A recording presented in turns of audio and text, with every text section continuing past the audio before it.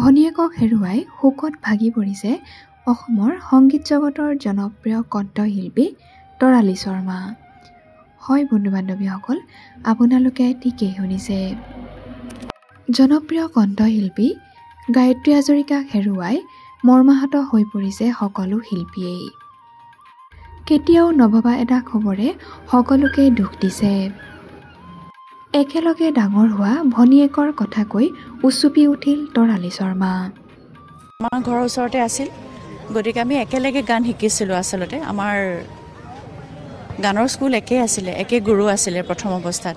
গতিকে তেতিয়াৰ পৰা গায়ত্ৰীক পোৱা, মোতকৈ সৰু আছিল, ভণ্টি আছিল আৰু গান অত্যন্ত ভাল পোৱা ছোৱালী এজনী, মানে অত্যন্ত ভাল পোৱা ছোৱালী এজনী। আৰুনো কি ক'ম এইখিনি সময়ত, এইটো আচলতে যোৱা সময় নহয়, ইমান কম বয়সত গৈছে।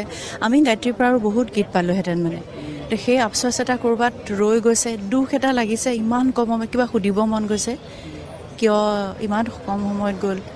বাকী ভগৱানে তেখেতৰ আত্মাক চিৰশান্তি দিয়ক, সেয়াই কামনা কৰিছোঁ।